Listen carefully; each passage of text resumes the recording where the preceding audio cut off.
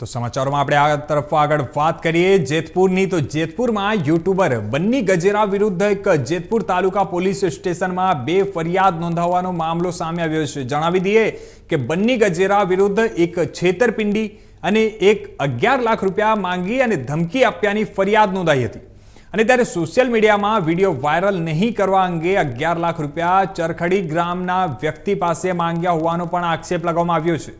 ત્યારે 11 લાખ માંગવાની ફરિયાદમાં બન્ની ગજેરા સાથે પિયુષ રાદડિયાનું પણ મદદગીરીમાં નામ ખુલ્યું છે અને જિગીસા પટેલ પિયુષ રાદડિયાને લઈને આ તાલુકા પોલીસ સ્ટેશન પહોંચી અને તાલુકા પોલીસ સ્ટેશનમાં પિયુષ રાદડિયાને હાજર કરાયો હતો અને જણાવી દઈએ કે પિયુષ રાદડિયાએ મને ખોટી રીતે આરોપી બનાવવાનો આવતો હોવાનો આક્ષેપ કર્યો છે અને ત્યારે પિયુષ રાદડિયાએ જણાવ્યું હતું કે રાજકોટ જિલ્લા પોલીસ વડા અને જયરાજસિંહ જાડેજાના કહેવાથી આ ષડયંત્ર રચવામાં આવી રહ્યું છે।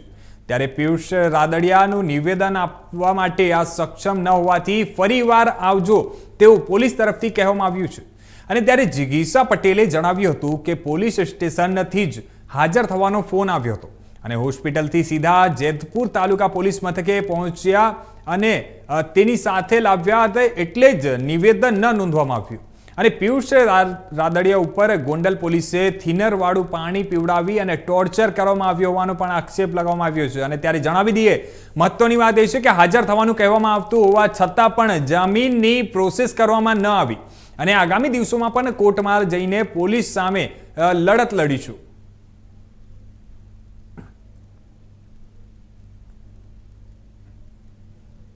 આજે તમે જેતપુર તાલુકા પોલીસ સ્ટેશનમાં હાજર થવામાં આવ્યા હતા, ક્યાં ગુનામાં હાજર થવામાં આવ્યા હતા અને તમને પોલીસ તરફથી શું અત્યારે જોવા મળ્યું? જેમ 4 એફઆઈઆર થઈને 5મી એફઆઈઆર પર બન્ની ગજેરા સામે અહીંયા કોઈ ખંડણીની થઈ હતી અને એ ખંડણીની એફઆઈઆરમાં અમારા ચરખડી ગામના સરપંચના પુત્રએ રાજકીય ફરિયાદ કરેલી હતી કે ખંડણી માંગી। ખંડણીને મારા સાથે કાંઈ લેણા દેણા નહોતા, હું એને કોઈ દી મળ્યો નથી, બન્ની અને રૂબરૂમાં મળીને ખંડણી માંગી હતી। તેમ છતાં મારી ઉપર જેમ 4 એફઆઈઆર થઈ એમ 5મી એફઆઈઆરમાં પણ મારું બન્નીના નિવેદનને લીધે મારી ઉપર ગુનો દાખલ થયો। તો આ ગુનો શું હતો? ગુનો એવો હતો કે ભાઈ મને તો એવું પ્રથમ દર્શનીય ઉપજાવી કાઢે લાગે છે કે ભાઈ અતુલભાઈ માવાણી છે અહીંયા આવે છે અને એને બન્ની રસ્તા ઉપર મળી જાય છે। અત્યારે તમે માણસને ગોતવા જાઓ તો મોબાઈલ છે એને બદલે એ ભાઈને રસ્તા ઉપર મળી જાય છે। એને કહે છે કે ભાઈ અલ્પેશભાઈ ડોલરીનો વિડીયો ન બનાવ, એમ કહે છે ભાઈ વિડીયો તો બનાવીશ જ, તમારે વિડીયો ડિલીટ કરવા હોય તો 11 લાખ રૂપિયા આપો। પછી એમાં બે સાહેદ છે, જે સાહેદ છે એ ગોંડલ ભારતીય જનતા પાર્ટીના બે આગેવાન છે, કોઈ યુવાનો આગેવાન છે, બે યુવા ભાજપના, એ બે ગોંડલથી ધોરાજી જાય છે કોઈ પાઇપ લેવા માટે।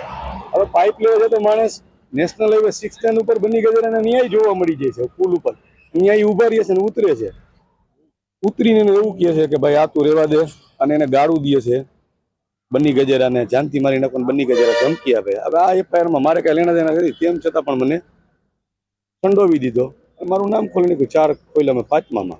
તો તમારી ઉપર ખોટી આ ફરિયાદ કરવામાં આવી, તમને ફસાવવામાં આવતો એવું લાગે? હા, 100%। ક્યાં ઇતિહાસો પરિવાર કામ કરતા? બસ મેં તમને કીધું એમ જિલ્લા પોલીસ વડાને અમારા જયરાજસિંહ જાડેજાની સૂચનાથી થાય છે, કારણ કે અમે ત્યાં એની સાથે નથી, અમે અમારા સમાજ સાથે છીએ એટલા માટે। જે પિયુષભાઈને અહીંયા રજૂ કરવા માટે આવ્યા, શું મેટર હતી? પોલીસ તરફથી શું જવાબ મળ્યો? જેવી રીતે અલગ અલગ ગુનાઓની અંદર ખોટી રીતે પિયુષભાઈને સંડોવવામાં આવ્યા, એવી જ રીતે જેતપુર તાલુકા પોલીસ સ્ટેશનની અંદર પણ એક બન્ની ગજેરા ઉપર એક ગુનો નોંધવામાં આવ્યો હતો ખંડણીનો।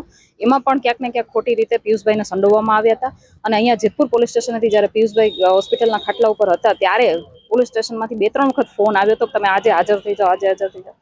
અને પિયુષભાઈના જ્યાં રૂમ હતો, જે રૂમની અંદર એડમિટ હતા, એની બહાર બે પોલીસવાળાને બેસાડી પણ રાખવામાં આવ્યા હતા। એટલે આજે પિયુષભાઈની હાલત થોડી સારી હતી, નિવેદન આપી શકે એવી કન્ડિશન હતી, એટલે ડૉક્ટર સાથે વાત કરી અને જ્યારે અમે અહીંયા પોલીસ સ્ટેશનમાં હાજર થયા, બે પોલીસવાળા અમારી સાથે જ હતા, ત્યાં હોસ્પિટલથી નીકળ્યા પછી જ્યાં સુધી અમે પોલીસ સ્ટેશને ના પહોંચ્યા ત્યાં સુધી અમારી સાથે હાજર હતા। પણ અહીંયા આવ્યા પછી અમને એવું કહેવામાં આવે છે કે તમે નિવેદન આપવા માટે સક્ષમ નથી, એટલા માટે તમે સાજા થઈ જાઓ ને પછી આવજો। પોલીસ સ્ટેશનથી ફોન આવ્યો હતો કે 8 વાગે હાજર થઈ જાજો, અમને હોસ્પિટલથી રજા થોડી મોડી મળી એટલે અમે મોડા પહોંચ્યા, પણ અહીંયા આવ્યા પછી એવું કહેવામાં આવ્યું કે અધિકારી હાજર નથી એટલે તમે હવે સાજા થઈ જાઓ ને પછી આવજો। એટલે મને એવું લાગે છે કે ક્યાંક ને ક્યાંક કોકના ઈશારે કામ ચાલી રહ્યું હોય ને એવું લાગી રહ્યું છે, કારણ કે આજે અમે એ લોકો એની સાથે છીએ અને આજે કાયદાની બહાર જઈને આ લોકો કંઈ કામ કરી શકે એમ છે નહીં, એટલા માટે આ એક ષડયંત્ર હોય એવું લાગી રહ્યું છે। રસ્તામાં પણ જ્યારે અમે હતા ત્યારે અમારી સાથે જે બે પોલીસવાળા હતા અમારી ગાડીમાં, એને વારે વારે ફોન આવતા હતા કે ક્યાં પહોંચ્યા. જેવા અમે જેતપુર પહોંચવા આવ્યા એટલે અહીંયાથી સૂચના આપવામાં આવી કે હવે એને પોલીસ સ્ટેશને ના લઈ આવતા, એને સિવિલ હોસ્પિટલ લઈ જાઓ. અરે ભાઈ, અમે હોસ્પિટલેથી ટ્રીટમેન્ટ લઈને આવીએ છીએ. તો મેં એની સાથે ફાઇટ કરીને હું એને અહીંયા લઈ આવી છું. ત્યાં સુધી એને અહીંયાથી એવો ઓર્ડર હતો કે એને પોલીસ સ્ટેશને લઈ જવામાં ન આવે. એટલે માર પણ મારવામાં આવે છે. એના દ્વારા મારવામાં કઈ રીતનો માર મારવામાં આવે છે, જેથી કરીને હોસ્પિટલમાં એડમિટ? જ્યારે પોલીસના જાપ્તામાં હતા એ સમયે એને બંધારણીય હકોથી દૂર રાખવામાં આવ્યા હતા. જે ગુનાઓ એની ઉપર હતા એના માટે જોગવાઈ છે કે એને તમારે નોટિસ આપવી પડે, વકીલ રાખવા માટે એને છૂટ હોય, એના પરિવાર સાથે વાત કરવા માટે એને છૂટ હોય. પરંતુ આ બધું જ કંઈ પણ કર્યા વગર એમને ઉપર એટલું પ્રેશર કરવામાં આવ્યું હતું પોલીસ તંત્ર દ્વારા ગોંડલની કે આ 2-4 લોકોના નામ તું લઈ લે, આ તું નામ લઈ લઈશ તો અમે તને છોડી દેશું. જો તું નામ નહીં લે તો પછી તને એને પિયુષભાઈ જે પ્રમાણે મને વાત કરી એ પ્રમાણે કે તને પણ અમે પાસા અને ગુસ્સીટોક જેવા ગુનામાં દાખલ કરીને તારી જિંદગી ગોટે ચડાવી દેશું, એવું પોલીસ તંત્ર દ્વારા એને ધમકાવવામાં આવી રહ્યા હતા. પરંતુ પિયુષભાઈએ આ તંત્ર સાથે આવી રીતે ખોટી રીતે કોમ્પ્રોમાઇઝ ન કરી શક્યા હોય, જેથી કરીને એની ઉપર 3rd ડિગ્રી ટોર્ચર કરવામાં આવ્યું અને એના જે પ્રમાણે પિયુષભાઈ વાત કરી એ પ્રમાણે એને એક થિનર વાળું લિક્વિડ પીવડાવવામાં આવ્યું અને તરત ને તરત એને હોસ્પિટલે ખસેડવાની જ્યારે જરૂર હતી ત્યારે ન ખસેડવામાં આવ્યા. શું કામ? કારણ કે થિનર એવી વસ્તુ છે કે તરત ને તરત જો તમે રિપોર્ટ કરાવો ને તો એ આવી જાય, પછી થોડાક ટાઈમ પછી એના રિપોર્ટ થાય ને તો થિનર એવી વસ્તુ છે કે ઉડી જાય તો એ રિપોર્ટમાં આવે જ નહીં. એટલે પોલીસનું એક કહેવાય ને એક ષડયંત્ર હતું કે એને હોસ્પિટલે દાખલ ના થવા દેવા, એને વકીલ સાથે વાત ના કરવા દેવી, એને એના પરિવાર સાથે ના મળવા દેવા, એને કોઈ નોટિસ આપ્યા વગર ગમે ત્યાંથી ઉપાડી જવા. આજે પણ મેં તમને કીધું એ પ્રમાણે જેતપુરમાંથી પણ ફોન આવે છે કે તમે હાજર થાઓ અને અહીંયા આવ્યા પછી એના જામીનની પ્રોસેસ નથી થતી, જ્યારે મુખ્ય આરોપીના જામીન થઈ ગયા છે. તો શું વાંધો છે? શું કામ પોલીસ તંત્ર જો એવું સમજતી હોય કે કાયદો એના જ હાથમાં છે અને સામાન્ય માણસો માટે જ લાગુ પડે છે, તો હું એમને કહેવા માંગુ છું કે જેવી રીતે સામાન્ય માણસો માટે કાયદો લાગુ પડે છે ને એવી રીતે કાયદો તમારા માટે પણ લાગુ પડે છે.